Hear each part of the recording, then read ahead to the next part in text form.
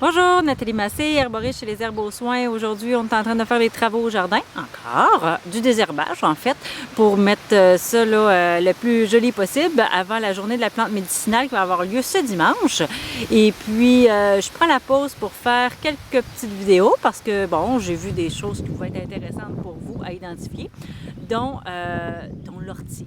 L'an passé, lorsque j'ai commencé les vidéos, c'est une des plantes que vous m'avez demandé beaucoup, puis une chose en emmenant un autre, j'ai jamais fait cette vidéo-là. Donc, suivez-moi, je vous présente l'ortie. En fait, je ne suis pas supposée avoir l'ortie ici, à côté de mes échinacées, mais je suis en train de désherber, puis je me suis frottée à l'ortie. Alors, c'est comme ça que je me suis rendu compte qu'elle était là. Elle est juste ici, en fait. Fait que là, j'ai l'avant-bras un peu douloureux, si on veut, mais c'est quasiment parti maintenant. Donc, l'ortie, on voit ici un tout petit spécimen de la plante. C'est une vivace. C'est Urtica dioica de la famille des urticacées. Donc, ce qui va être vraiment particulier par rapport à l'ortie, ce sont tous les petits poils urticants qu'on va retrouver le long de sa tige.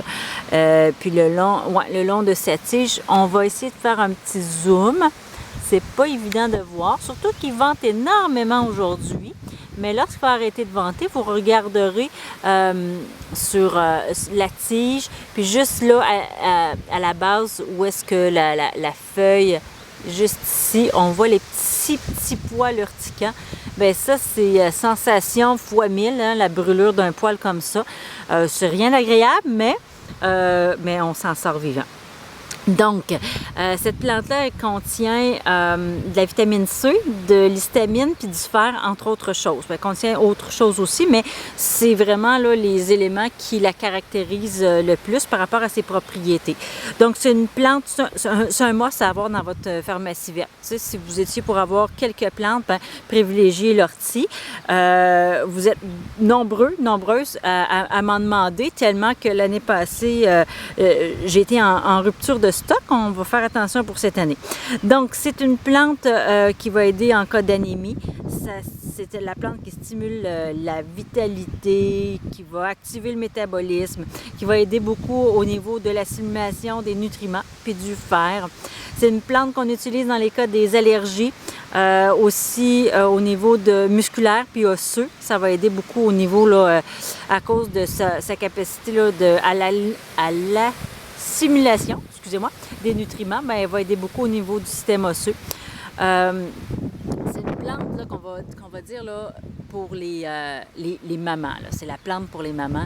Dans le 0-5 ans où est-ce qu'on est vraiment très fatigué puis c'est vraiment exigeant à la maison avec les jeunes enfants, bien, on peut se permettre de prendre l'ortie pour quinquer, vraiment là, pour avoir un peu plus d'énergie. C'est une plante que les gens vont prendre en convalescence aussi, suite à une convalescence.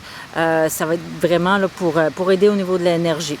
Cette plante, on peut la couper, on peut en faire plusieurs coupes durant la saison, en autant qu'on le fasse avant la floraison. Il ne faut pas qu'elle vienne à la graine. C'est une plante qui, je dirais, est très, elle va se répandre. Donc là, elle est là. Je pense que je vais la changer de place, puis parce que je ne la veux pas avec mes échinacées.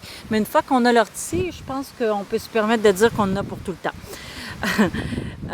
On va utiliser toute la plante, donc la feuille, la fleur, puis on va utiliser aussi la racine.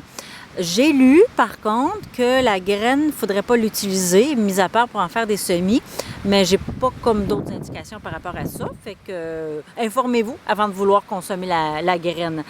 Ensuite, qu'est-ce qu'on fait avec l'ortie? Bien, un magnifique concentré liquide pour aider vraiment à tous les maux et malaises que je vous ai mentionnés plus bas. Tout à l'heure. Et puis, on peut aussi en faire un excellent purin d'ortie.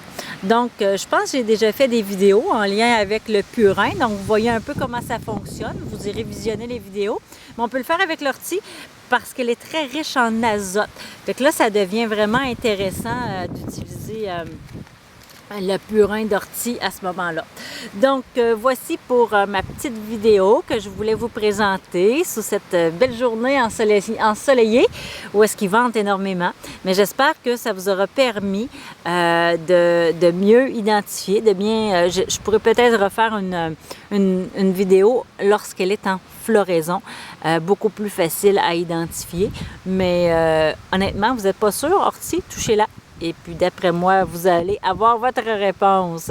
Alors, sur le site Internet, vous allez avoir toutes les indications pour cette magnifique plante sur l'article dans le blog, donc au www.lesherbesauxsoins.com sous le thème de l'ortie.